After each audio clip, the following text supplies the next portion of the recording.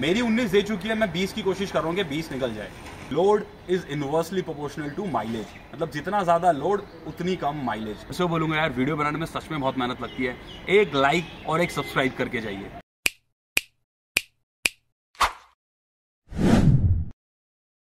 तो गाइस, मेरा नाम है राहुल, आप देख रहे हैं PRG व्लॉग। तो यार बहुत सारे लोग मुझे कमेंट कर रहे थे कि उनकी जो नई वाली ब्रेजा 2022 है वो माइलेज नहीं दे रही है। मतलब मैंने बहुत सारे कमेंट रीड करे हैं। कोई बोल रहा है 14 का माइलेज दे रही है, कोई बोल रहा है 15 का माइलेज दे रही है। बोल रहे हैं मैंने हाईवे पे भी गाड़ी अपनी चला ली है, 100 किलोमीटर चला ली। कोई बोल रहा है 700 किलोमीटर चला ली, फिर भी उसकी गाड़ी की जो माइलेज है वो 14 से ऊपर नहीं जा रही है। तो किन किन बातों का आपको ध्यान रखना है जिससे आपकी जो गाड़ी की माइलेज है वो इंक्रीज हो जाए। तो इस वीडियो में मैं आपको बताऊंगा कि अपनी ब्रेजा की माइलेज कैसे बढ़ाएं या किसी भी कार की माइलेज कैसे बढ़ाएं। तो वीडियो में बने रहे, वीडियो बहुत जबरदस्त होने वाली है। वीडियो अच्छी लगे तो वीडियो को लाइक कीजिए, चैनल को सब्सक्राइब कीजिए। तो किन बातों का आपको ध्यान रखें जिससे आपकी गाड़ी की जो माइलेज है वो ज्यादा है। तो यार सबसे पहले तो गाड़ी की मेंटेनेंस, मतलब आपकी गाड़ी की मेंटेनेंस बहुत अच्छी होनी चाहिए, तभी आपकी गाड़ी जो है वो माइलेज निकाल के देगी। तो उसमें क्या आता है मेंटेनेंस में, सबसे पहली चीज क्या आती है, मतलब कि इंजन ऑयल। अब हर कार का अलग इंजन ऑयल होता है, मतलब कि हर कार के लिए स्पेसिफिकली कंपनी ने आपको बता रखा है कि ये इंजन ऑयल इसके अंदर डलेगा। तो यार हम क्या करते हैं कि 1-2 साल तक तो फ्री सर्विस होती है, तब तक तो हम सर्विस सेंटर में ही अपनी सर्विस कराते हैं। जैसे ही हम आउटसाइड लेके आते हैं तो 100-200-300 रुपये बचाने के लिए हम सस्ता वाला इंजन ऑयल डाल देते हैं। अब यार सीधी सी बात है, जब सस्ता वाला इंजन ऑयल आप डाल दोगे तो एवरेज पे तो फर्क पड़ेगा ही और इंजन पे भी फर्क पड़ेगा। तो बहुत जरूरी होता है कि टाइम टू टाइम सर्विस कराएं और इंजन ऑयल जो रिकमेंड है वही डलवाएं। 2000 years later. दूसरा पॉइंट, टायर प्रेशर। तो यार टायर प्रेशर का बहुत इंपॉर्टेंट रोल है आपकी एवरेज के ऊपर। अगर आपकी गाड़ी का टायर प्रेशर कम है तो भी आपकी गाड़ी जो है वो माइलेज बोलो या एवरेज बोलो वो कम देगी। क्यों?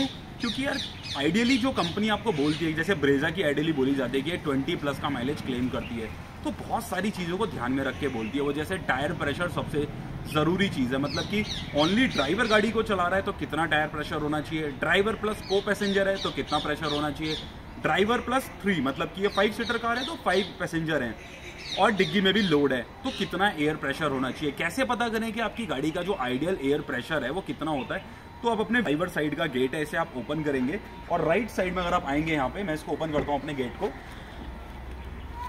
और यहाँ पे अगर आप देखेंगे कहीं पे ये आपको बताएगा कि आपकी गाड़ी में कितना एयर प्रेशर होना चाहिए। सबका अलग अलग हो सकता है। हो सकता है कि किसी गाड़ी का गेट पे हो सकता है कि किसी गाड़ी का यहाँ पे दे रखा हो। तो इस चीज को आपको ध्यान रखना है कि कितना एयर प्रेशर आपको रखना है। ज्यादा रखोगे तो भी एवरेज नहीं मिलेगी, कम रखोगे तो भी एवरेज नहीं मिलेगी। तो ये था पॉइंट नंबर 2। 2 hours later.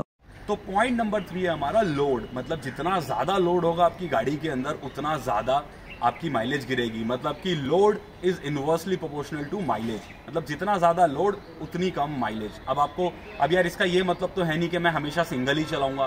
देखो जो कंपनी बोलती है वो आइडियली सिंगल या 2 पर्सन के हिसाब से बताती है, वो लोड डाल के नहीं बताती है आपको कि 5 पैसेंजर बैठे हैं और डिग्गी में भी लोड है, उस हिसाब से गाड़ी आपकी एवरेज निकाले। नहीं, कंपनी के पैरामीटर अलग हैं चेक करने के और रियल लाइफ में वो अलग हो जाता है बिल्कुल। अब इसका मतलब ये है कि अगर सिर्फ ड्राइवर है गाड़ी के अंदर तो माइलेज ऑब्वियस ही बात है ज्यादा आएगी, और सारे पैसेंजर और लोड भी है तो ऑब्वियस ही बात है इसमें माइलेज आपकी गिर जाएगी।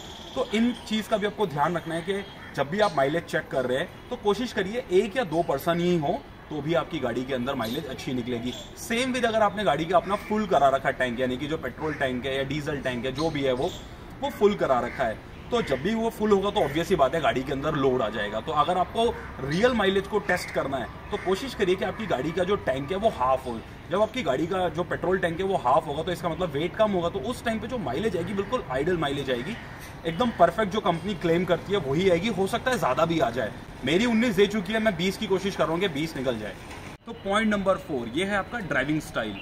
अब देखो मैं 2 पर्सन है मेरे पास, दोनों को मैं ब्रेजा 2022 देता हूँ। जैसे मैं खुद ब्रेजा चलाता हूँ तो मुझे इजीली इसमें 17, 16 और अगर मैं हाईवे जा रहा हूँ तो 19+ का माइलेज इसमें मिल जाता है।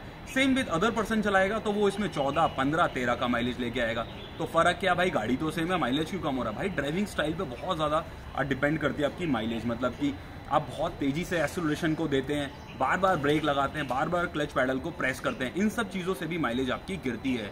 तो यार देखो कोशिश ये रखनी है आपको, जब भी आप अपनी गाड़ी को चलाएं तो कोशिश करिए कि एक्सेलरेशन स्मूथ रखें। हमेशा आरपीएम को 2000 या 3000 से नीचे रखने की कोशिश करें। जब भी आप अपनी गाड़ी को हाई गियर में चलाते हैं, मतलब कि 4th या 5th गियर में, तो आपकी माइलेज निकलती है। अब इसका ये मतलब नहीं है कि आप अपनी गाड़ी को 30-40 की स्पीड में चला रहे हैं और 5वां गियर आपने लगा रखा है तो आपको माइलेज मिलेगी, ऐसा बिल्कुल भी नहीं है।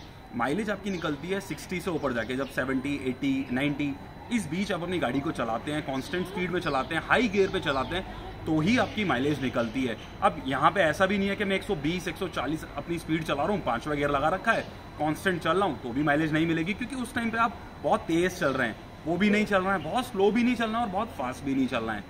2000 years later. देखो यार, एक और चीज़ मैं बताता हूँ कि जब आप अपनी गाड़ी को बहुत ज़्यादा तेज़ चलाते हैं तो भी आपको माइलेज नहीं मिलता, भले ही आप 5th गियर में चलाएं, माइलेज नहीं मिलेगा। अब देखो होता क्या है कि हमेशा आरपीएम को कम रखना है, ये तो मैंने आपको बता दिया है। तो गियर शिफ्ट करने से भी बहुत ज़्यादा माइलेज पे इफेक्ट पड़ता है।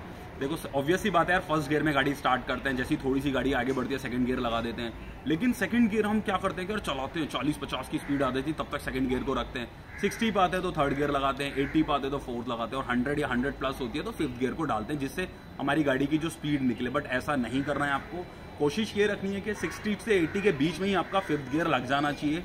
कांस्टेंट स्पीड में चलेगा, 80 की स्पीड रहेगी, 70 की स्पीड रहेगी, माइलेज आराम से निकलेगी। अभी मैं आपको अंदर चल के दिखाता हूँ कि किस तरह से एक्सेलरेशन आपको नहीं करना है, ब्रेक पेडल किस तरह से प्रेस नहीं करना है। तो यार देखो, आ गए हम अपनी कार के अंदर, तो देखो क्या नहीं करना है आपको जिससे आपकी माइलेज खराब होती है। तो देखो अभी तो मैं स्टेशनरी बता रहा हूँ, ड्राइविंग में भी मैं आपको बताऊंगा, वो नेक्स्ट वीडियो में मैं डालूंगा आपके लिए, कि जब मैं ड्राइविंग करते हुए बताऊंगा कि किस तरह से एक्सेलरेशन देना है। अभी तो मैं सिर्फ स्टेशनरी में बता रहा हूँ। तो सबसे पहले गाड़ी को स्टार्ट करेंगे, यहाँ पे मैंने अपने क्लच को प्रेस किया, गाड़ी को मैंने स्टार्ट कर दिया है। अगर आते हैं अपने इंस्ट्रूमेंट क्लस्टर की तरफ आते हैं, तो देखो अगर मैं आता हूं इंस्ट्रूमेंट क्लस्टर की तरफ अपने, ये यहां से मैं आ गया, तो देखो क्या नहीं करना होता आपको, ये देखो इस तरह से आपका आरपीएम 300 पर कभी जाना ही नहीं चाहिए। कोशिश तो ये रखनी है कि 2500 से नीचे ही रहे, ये ऊपर नहीं जाना चाहिए। जब भी आरपीएम की आपकी जो आरपीएम की सुई है ये वाली, ये 3000 से ऊपर जाती है या 2500 से ऊपर जाती है, तो यार माइलेज आपको किसी भी हालत में नहीं मिलने वाला है।